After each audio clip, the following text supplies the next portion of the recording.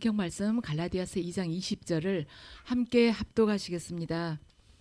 내가 그리스도와 함께 십자가에 못 박혔나니 그런즉 이제는 내가 사는 것이 아니요 오직 내 안에 그리스도께서 사시는 것이라. 이제 내가 육체 가운데 사는 것은 나를 사랑하사 나를 위하여 자기 자신을 버리신 하나님의 아들을 믿는 믿음 안에서 사는 것이라. 아멘. 잠시 주님께서 주신 보혈의 은혜를 받으시겠습니다.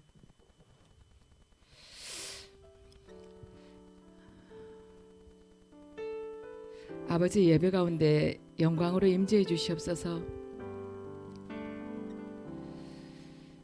주님께서 죄와 허물로 죽었던 저희들을 주님의 보혈로 온전케 소생시켜 주셨습니다. 사망으로 걸어가던 저희들 아버지 보혈로 인해서 새 생명을 받게 되었습니다. 예배의 시종일관 주님 보혈로 덮어주시옵고 보호해 주시옵소서.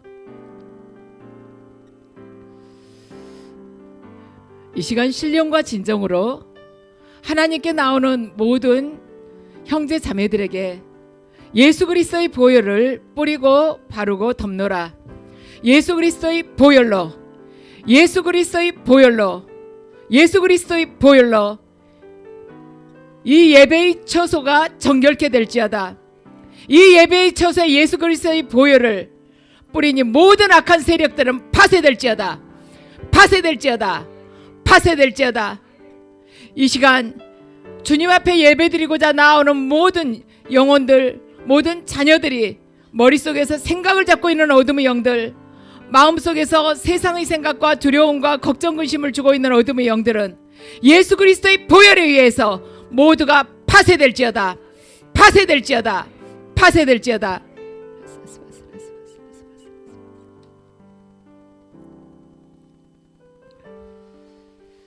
아멘. 이 시간에는 주님의 사랑에 응답합니다라는 제목으로 말씀을 전하겠습니다. 이제 이번 주면은 예수님께서 탄생하셨다는 성탄절입니다. 그동안 우리는 대림절을 이렇게 쭉 지내왔습니다. 대림절을 지내보면서 우리 나름대로 주님을 모시기 위해서 내 마음을 정결케 하기 위해서는 어떻게 하는 것이 좋을까?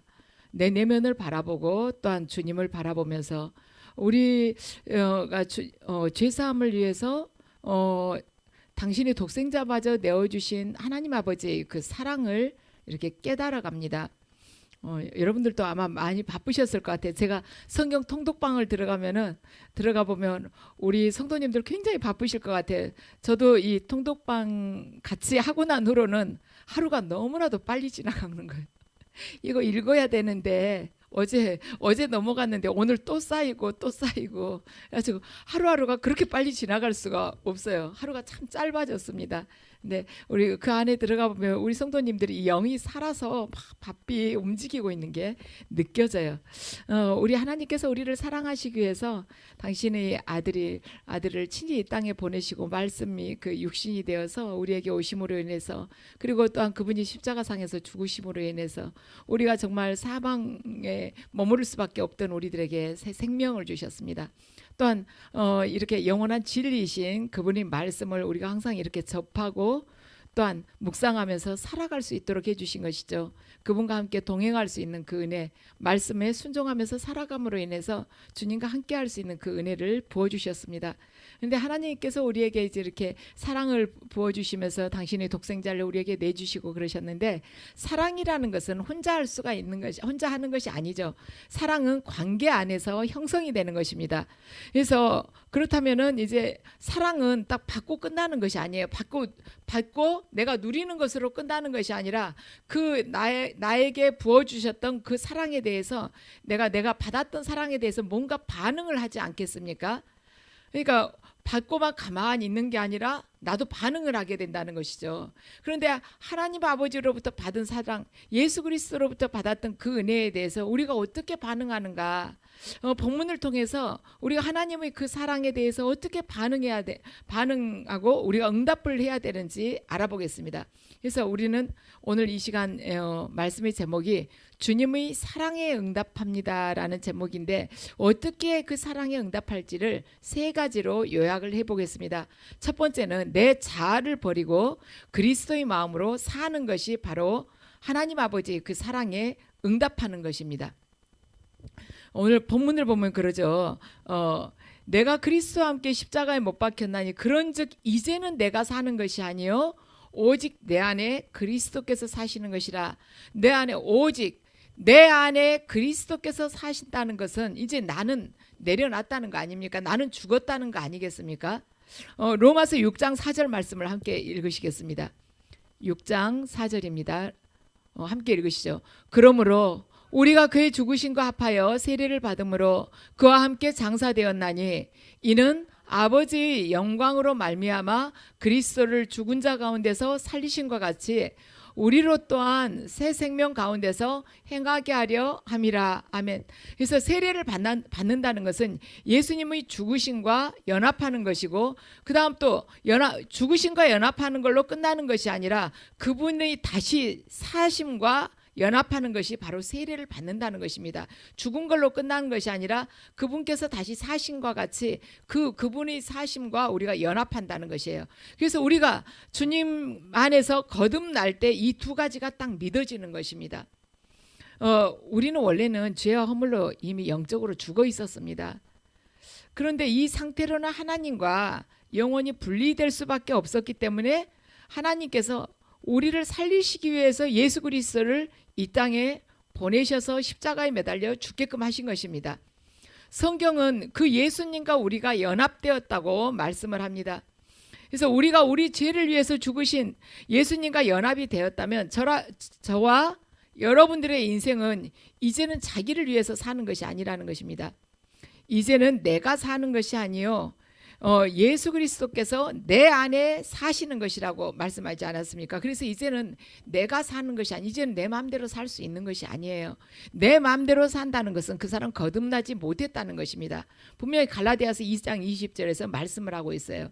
그래서 과거에는 내가 예수님하고 연합하기 전에는 내 비전을 위해서 내가 정해놓은 어떤 목표가 있어요. 그 목표를 위해서 내가 반드시 그 목표를 달성하면서 살아야지 하고 그렇게 다짐하면서 살았을지 모르지만 이제는 내가 사는 것이 아니라는 것입니다. 정말 철든 신앙은 그래 자기 마음대로 아무것도 하지 않습니다. 그래서 이제는 어떻게 하냐? 예수 그리스도께서 내 안에 이제는 내가 사는 것이 아니요 예수 그리스도께서 내 안에 사시는 것이기 때문에 예수 그리스도의 성품으로 이제는 내가 주님의 성품으로 내 비전은 이제 없어지고 주님의 비전으로 주님의 나라와 주님의 의를 위해서 살아가겠습니다 하고 고백을 하게 된다는 것입니다. 제가 언젠가 여러분들에게 말씀을 드렸을 것입니다. 하영록 회장에 대해서 티마스라는 그 미국의 그 회사를 경영하고 있는 하영록 회장에 대해서 말씀을 드렸습니다. 그 하영록 회장이 30대 이미 심장병이 생겨가지고 심장 이식을 받아야만이 살 수 있었습니다. 그래가지고는 이제 병원에 입원을 해가지고 누군가가 심장을 이식할 수 있도록 누군가의 심장을 기다리고 있었어요. 누군가 심장을 줘야만이 그걸로 해가지고 이식을 받아서 수술받고 나올 수가 있었습니다. 근데 저는 심장 뭐 남은 거 아무거나 가졌다 한 줄 알았더니 그게 아니더라고요. 심장 이식이 자기하고 딱 맞아야 되는 것이에요. 그래서 5개월 동안 기다리고 있었습니다. 근데 거기 이제 이 책을 읽어보면은 그 페이버라는 책에서 이야기가 나오는데 책을 읽어보면 그래요. 심장 거기에서 이제 기다리던 사람들이 반 이상이 자기한테 맞는 심장이 없어가지고 말하자면 죽는답니다. 그때 제때 수술을 받지 못해가지고요. 그런데 하루는 간호사가 이야기를 해줘요. 당신한테 맞는 심장이 이제 나타났다고. 근데 그 말을 듣기 전에 간호사가 이야기를 또 합니다. 옆방에 한 젊은 여인이 입원을 해가지고 있는데 헬리콥터에 실려가지고 왔다 사고가 나가지고, 그런데 이 여자는 자기한테 맞는 심장을 찾지 못하면 금방 죽는다, 이틀 안으로 죽게 된다고 이야기를 합니다. 그런데 그 이틀 사이에 이 하영록 회장에게, 그러니까 지금 목사님이죠, 이제 경영하시면서 이 목사님에게 맞는 딱 심장이 나타났다고 담당 의사가 그래요. 그러면서 잘 됐다고 가족들한테도 이야기를 하라고 그럽니다. 그러면서 지금 심장이 나타났는데 이 심장은 이 옆방에 있는 그 여자에게도 딱 맞은 심장이고 당신에게도 딱 맞는 심장이라고 그렇습니다. 그러면서 같은 O형이고 같은 압력에 같은 사이즈라고 그래요. 그러니까 이 심장이 그 여자한테 가도 살 수 있는 것이고 당신한테 와도 살 수 있는 심장이다, 이렇게 이야기를 합니다. 하영록 그 목사님이 이제 그걸 듣고 한편으로는 기쁘면서도 한편으로는 좀 마음이 무겁습니다. 왜냐하면 저 여자는 이틀 안에 이식 수술 받지 못하면 죽는다는데, 그래가지고는 그 의사에게 물어봐요. 저 여자는 이틀 안에 죽냐고. 그러니까 그럴 수밖에 없다고 그래요. 그러면 저는 심장 이식 수술을 받지 못하면 얼마나 살 수 있냐고. 그러니까 무슨 그런 말을 하냐고. 의사가 깜짝 놀랍니다. 당신 오늘 저녁 때 당장 수술할 건데 무슨 말이냐고. 그래도 한번 이야기해 달라니까 길어봐야 당신은 한 달 산다, 그렇게 이야기를 합니다. 그런데 이제 그 사이에 많은 생각이 스쳐 지나가는데 딱 하나님 음성이 또렷하게 들려요. 죽어가는 저 여인에게 네 심장이 필요하다고 딱 하나님이 아주 또렷하게 말씀을 해주십니다. 그러니까 이제 그 심장을 주면 자기는 죽게 되는 것이죠. 지금 자기 5개월 기다렸는데 금방 한 달 안에 나타난다는 보장이 있겠습니까? 그래가지고 주게 돼요.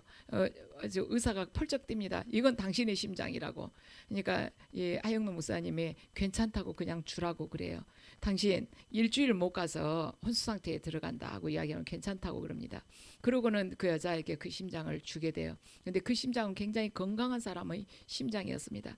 주고는 이 하영록 목사님은 일주일 못 돼서 혼수 상태에 빠져버립니다. 심장이 너무 나빠서.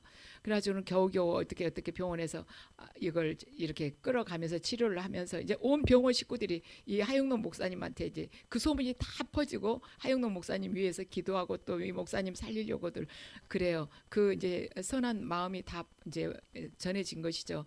그런데 이제 얼마쯤 지나가지고 이 목사님한테 맞는 심장이 나타났다고 그래요. 수술 받자고. 그런데 그 심장은 이제 안 좋은 것이었어요. 알코올 중독자가 하다가 나오게 된 그런 심장이 아주 좋지 않았어요.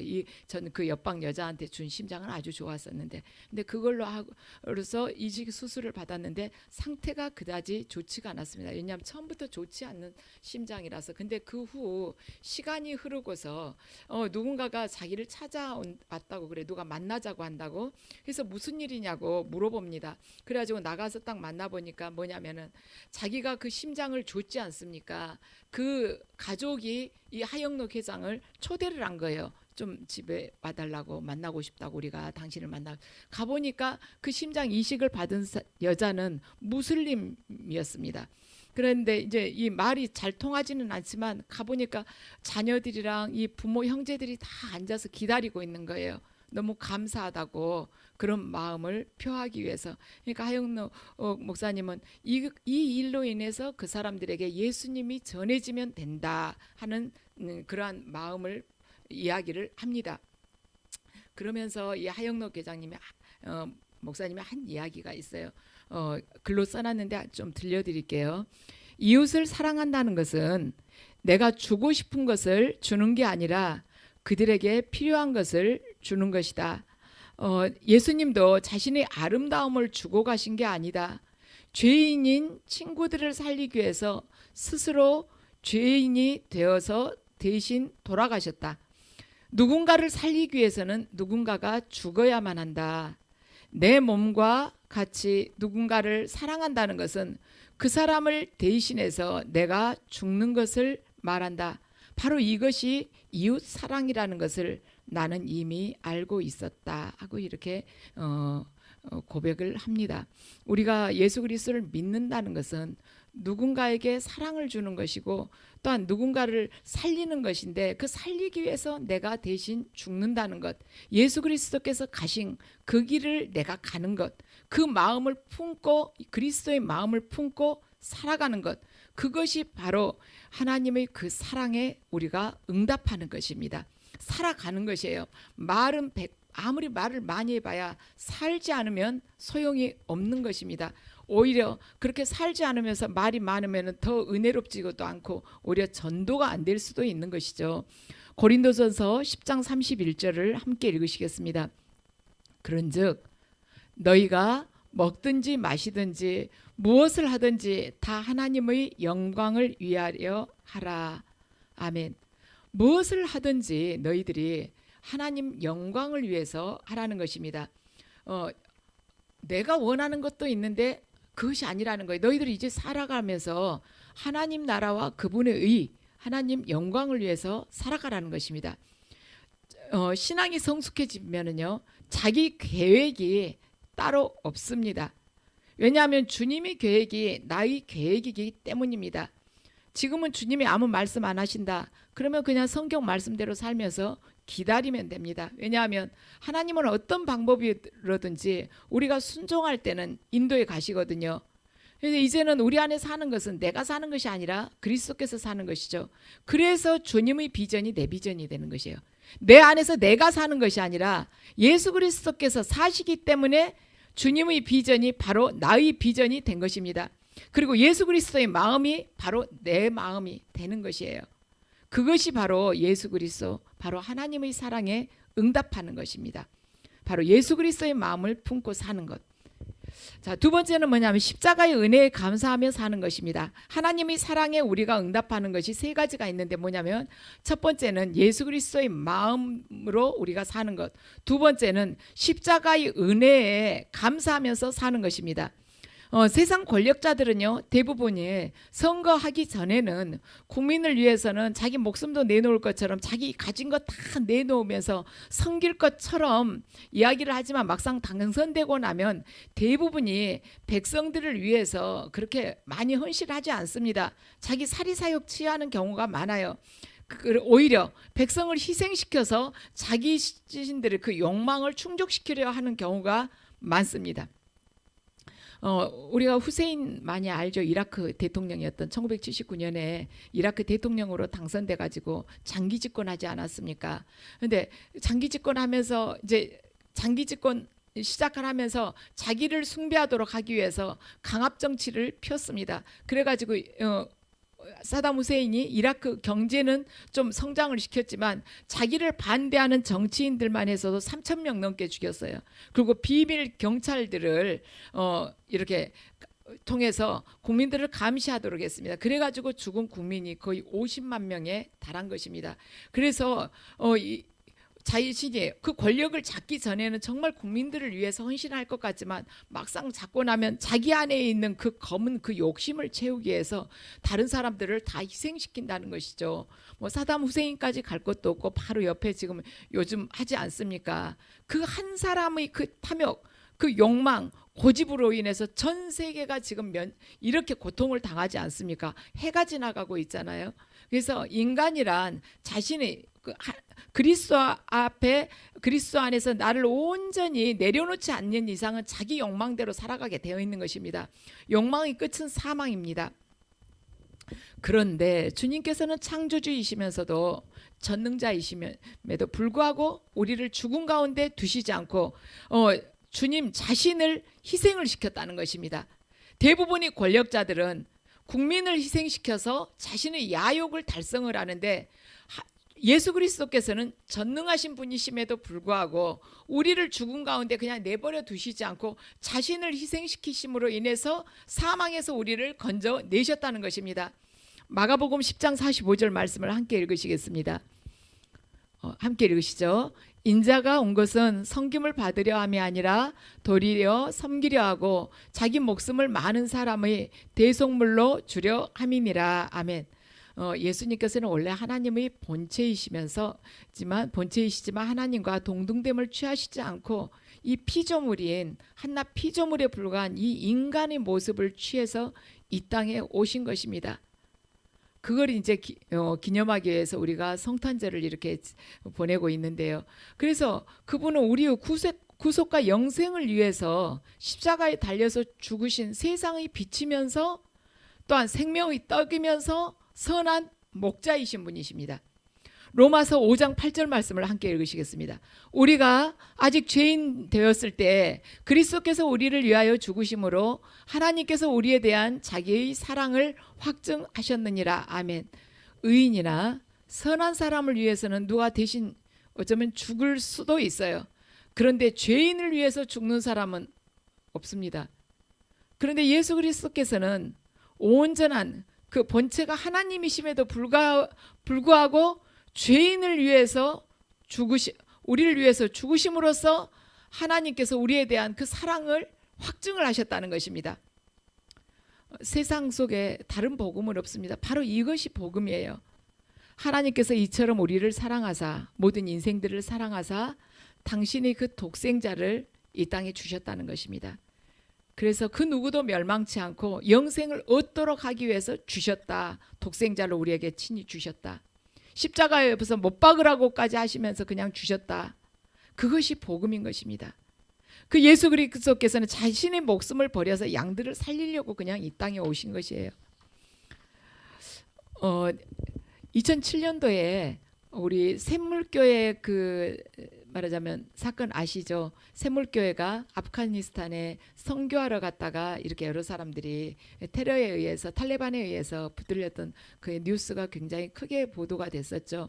그래가지고 그때 그 샘물교회에 함께 그 단기 선교 갔던 사람들 중에서 배형규 목사님이 계십니다.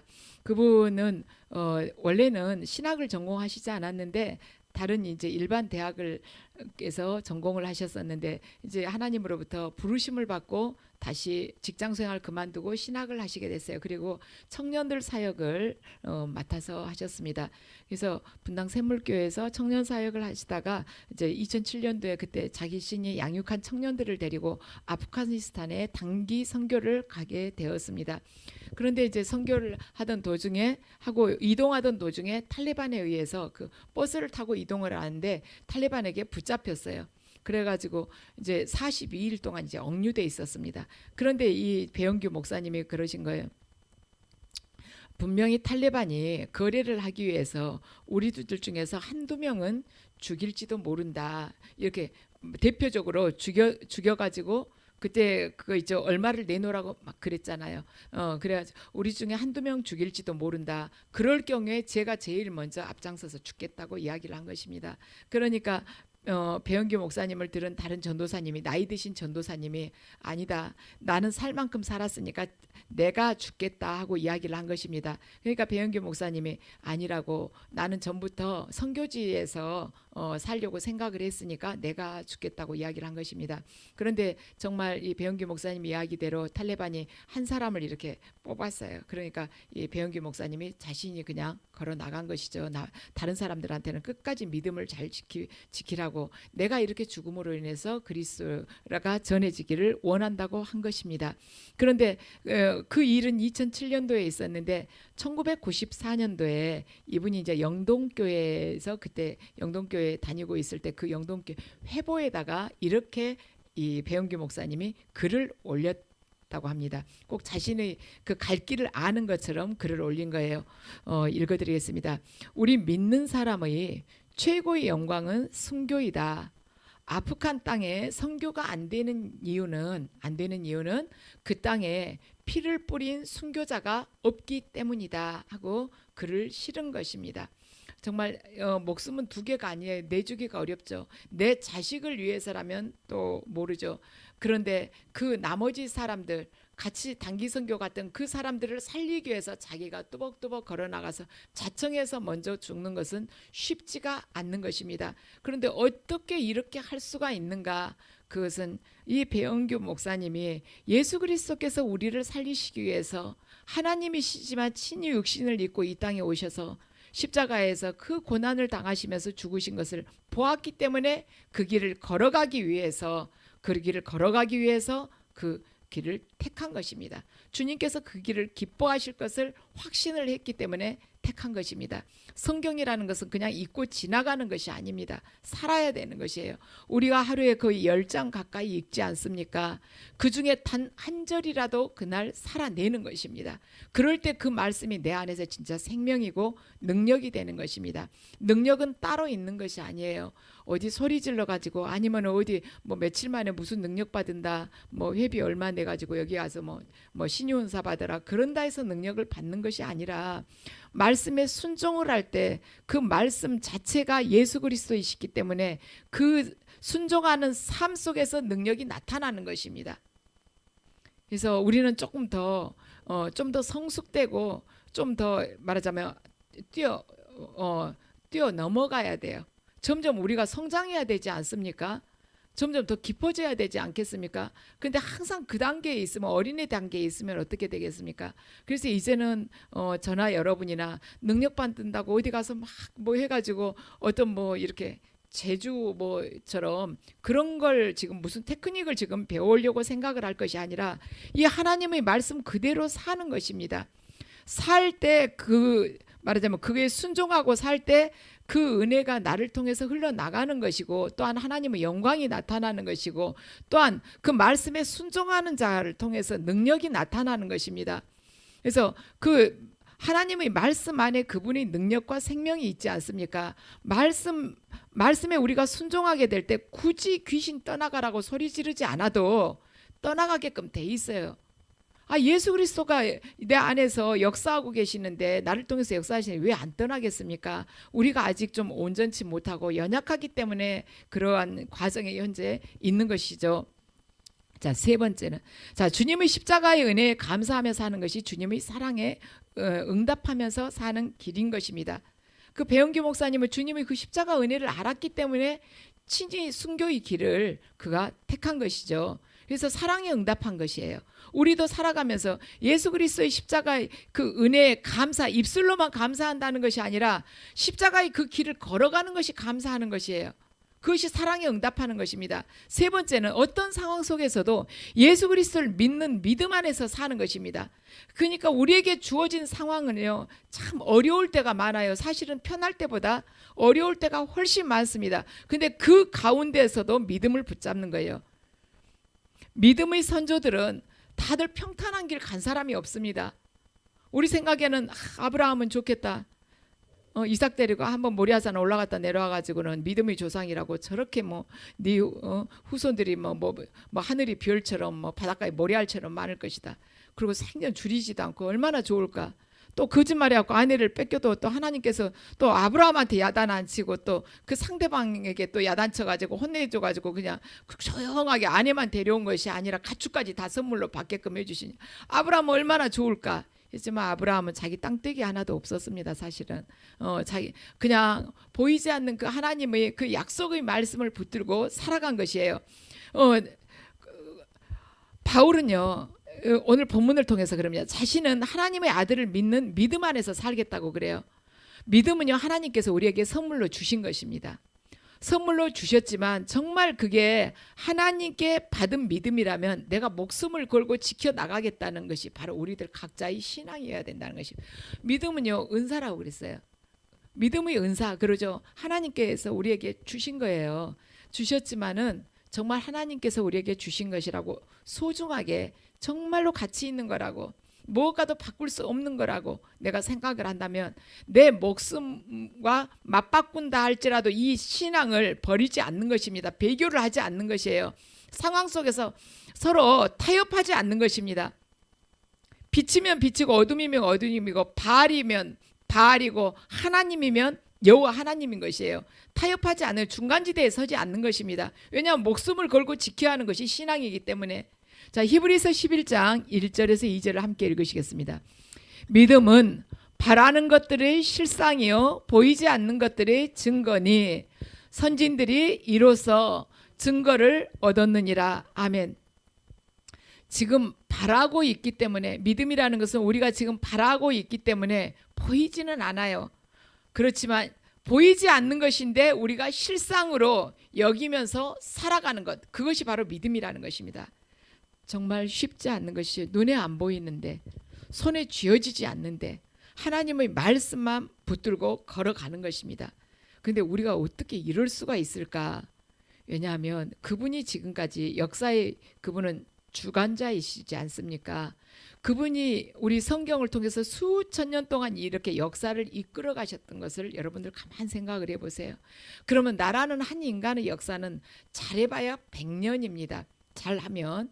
내가 기억하고 정말 내 스스로 이렇게 능동적으로 활동하고 그런 시간을 생각을 해보면 몇십 년 안 돼요.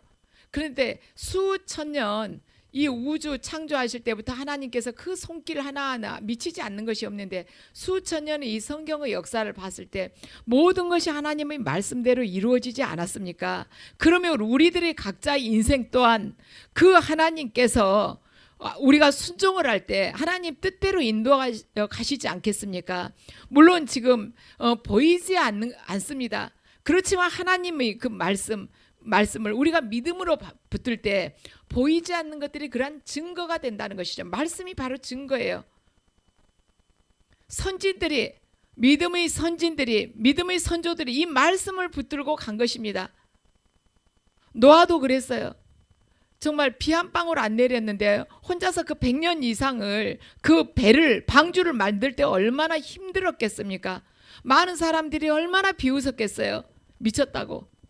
날마다 뚝딱뚝딱 거기 말하자면 산에 올라서, 아라랏산에서 그 말하자면 그 배 산에 올라가서 그 나무, 잣나무 그 키워가지고 배 만들 때 오죽했겠습니까?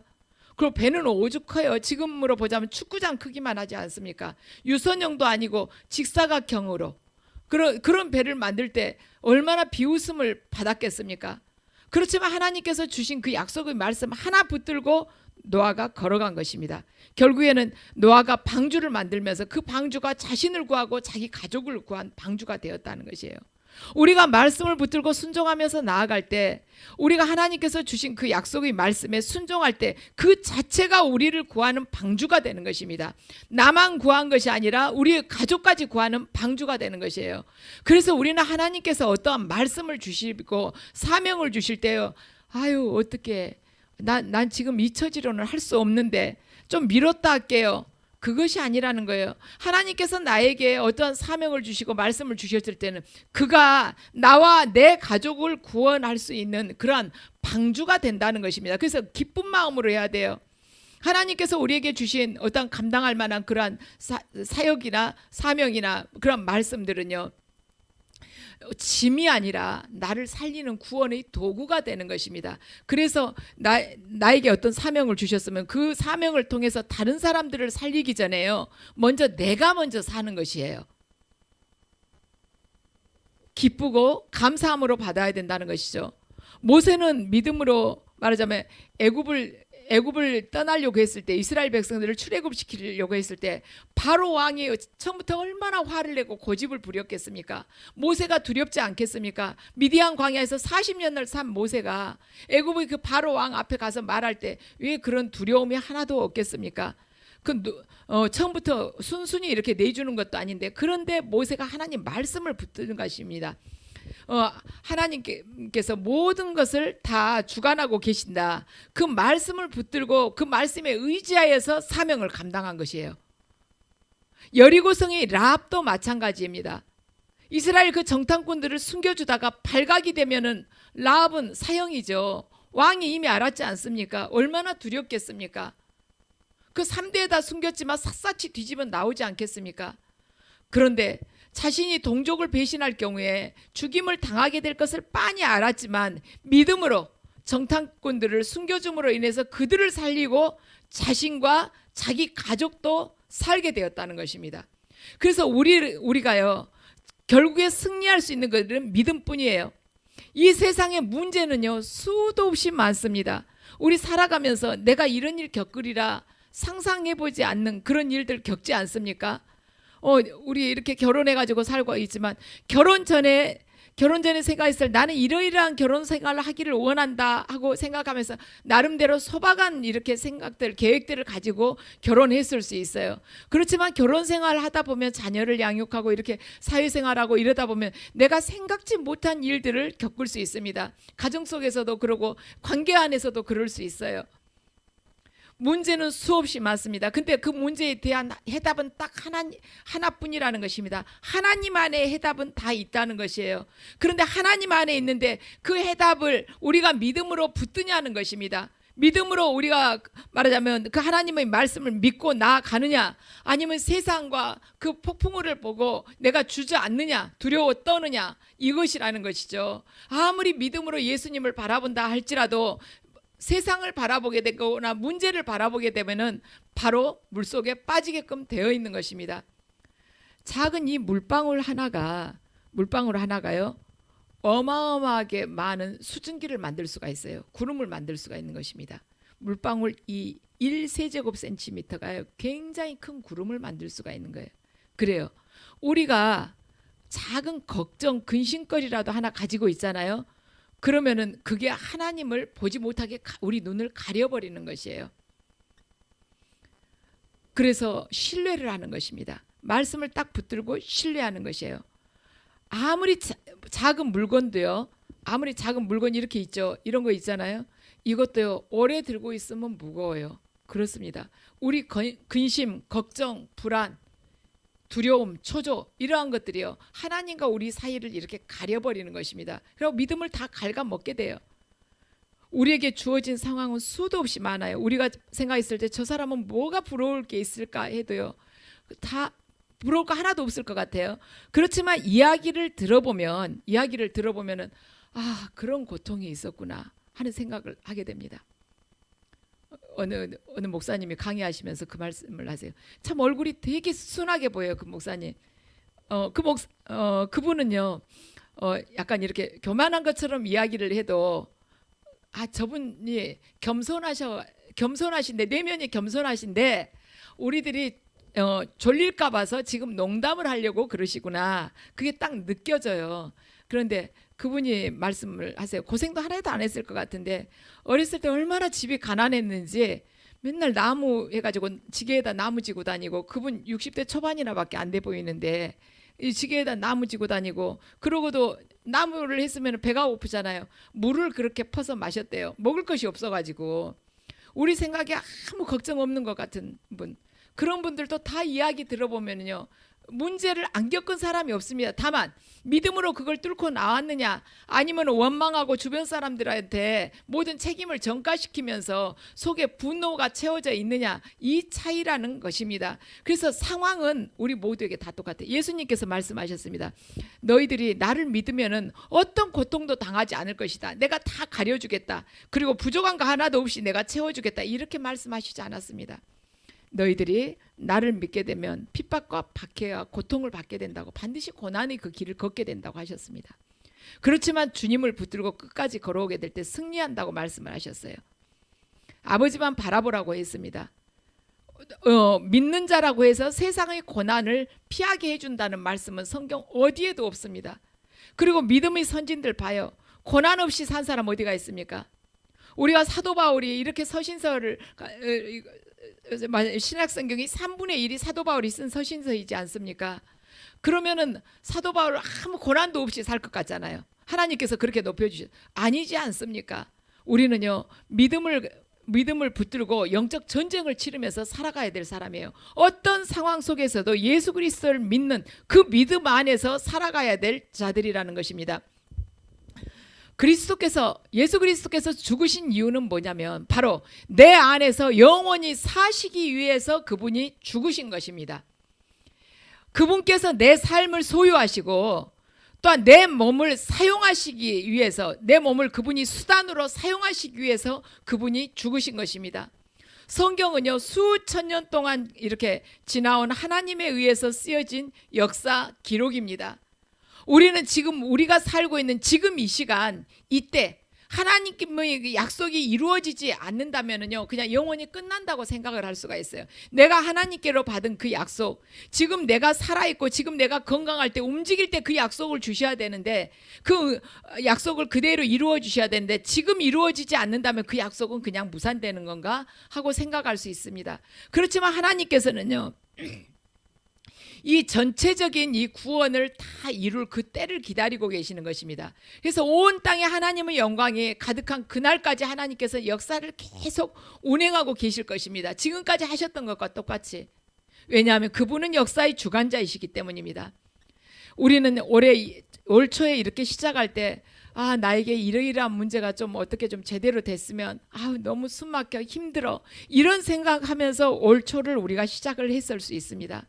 올 한 해 동안 어떻게 견디지? 저 코로나 팬데믹 때문에 어떻게 되는 거지? 우리 삶이 얼마나 각박해지고 힘들어지는 거지? 이런 막연한 두려움들이 있었을 것입니다. 그런데 지금 우리는 올 한 해가 거의 끝나가는 이 시간에 앉아 있어요. 처음에 하루, 이틀, 한 주, 두 주 이렇게 봤을 때는 우리가 보지 못한 것들, 내가 1월, 2월 살 때는 어떻게 되는 거지 하고 막연했던 것들, 두려워했던 것들이 지금 12월 말이 되니까 전체가 이렇게 쭉 보이지 않습니까? 하나님께서 나를 이렇게 인도를 하셨구나. 한 해 동안 내가 처음에 1월 초에 가지고 있었던 노심초사하고 두려워했던 그 문제들을 하나님께서 이렇게 한 해 동안 쭉 이렇게 풀어가셨구나. 그리고 전체가 한눈에 보이지 않습니까? 그리고 하나님께서 이 어려움 가운데서도 나를 이렇게 인도를 해가시면서 선하게 이렇게 아름답게 합력해서 이렇게 이루어 가셨구나. 바로 그게 보이지 않습니까? 그래서 그러한 것을 아는 사람들, 바로 믿음의 선진들이 그러한 것을 알았기 때문에 믿음을 지켜나간 것입니다. 인생이란, 하나님께서 우리에게 주신 이 인생이란 잘 유지해가지고 나이가 들어도 아가씨나 청년 때처럼 몸매 잘 유지하고 늙지 않고 이렇게 관리하다가 공동묘지로 가서 썩는 것이 우리가 인생을 잘 관리하는 것이 아닌 것입니다. 인생을 잘 관리하는 것은 뭔가, 내 삶의 전체가 그분에게 드려질 그 순간을 위해서 존재하는 것입니다. 이 세상 종교 중에서요, 죽음에다 초점 맞추는 종교는 없어요. 살아가는 데 있어서 어떻게 하면 형통하게 복을 받냐, 여기다가 초점을 맞추지, 죽음 이후의 그 시간들, 이 죽음 이후의 세계에 대해서 초점을 맞추는 종교는 기독교밖에 없습니다. 그러면 이 죽음 이후의 시간에다 왜 초점을 맞추냐? 그러면 거기다 초점을 맞추면 우리가 어떻게 해야 되냐? 죽음을 알았으면 지금 그 죽음 이후를 대비하기 위해서 지금 제대로 살라는 것이에요. 지금 내 전체가, 나의 모든 것들이 예수 그리스도께 드려질 그 순간을 위해서 지금 이 땅에서 우리가 살아가고 있다는 것입니다. 그런데 그 순간이 언제 오는가? 그 순간, 우리가 이제 호흡이 딱 끊어진 그 순간이 바로 온다는 것이죠. 바로 그러면 이 시간들을 어떻게 살아야 되는가? 죽어도 좋은 예수 그리스도를 사랑하면서 그분 앞에 나를 다 내드리면서 살아가는 것입니다. 그것밖에 없어요. 인생 안에서요, 의미 있는 것은 우리가 하나님 앞에 드려질 시간은 뭐냐면, 예수 그리스도의 그 은혜에 감사하고 십자가의 그 은혜에 감사하고 그분이 마음이 내 안에서 모두 장악될 수 있도록, 충만하게 넘칠 수 있도록 내가 그분에게 내드린 그 삶만이 그분 앞에 드려질 수가 있는 것입니다. 우리는 살아가면서 여러 가지 갈등이 많을 수 있어요. 어쩔 수 없지. 어쩔 수 없는 게 아니라요, 신앙이란 감정이 아니라 이성인 것입니다. 이 하나님의 말씀을 꽉 붙들고 그 외의 것은 그냥 다 털어버리는 것이에요. 단순하게 걸어가는 것입니다. 그래야 할 때 우리가 흔들리지를 않아요. 우리가 지금 대림절이 거의 끝나가는데 어떻게 응답하면서 살아갈 것인가? 하나님의 그 사랑에 어떻게 응답하면서 살아갈 것인가? 우리가 사랑을 받는데 그치는 것이 아니라 하나님 아버지 그 놀라운 사랑에 우리가 응답하면서 살아가는데 어떻게 응답할까? 첫 번째는 내 자아를 버리고 그리스도의 마음으로 사는 것입니다. 두 번째는 예수 그리스도의 그 십자가의 은혜에 감사하며 사는 것입니다. 세 번째는 어떤 상황 속에서도 반드시 믿음을 지키면서 사는 것입니다. 이 마음으로 우리가 살아갈 때 그 하나님 아버지의 그 사랑, 예수 그리스도의 은혜에 우리가 반응하면서 살아간다는 것입니다. 그래서 저와 여러분 모두가 이제 연말까지 며칠 남지 않았습니다. 근데 다시 한번 내 안에 있는 믿음을 점검하면서 주님을 맞이할 그 준비를 하면서 살아가십시다. 모든 거 주님께 감사드립니다.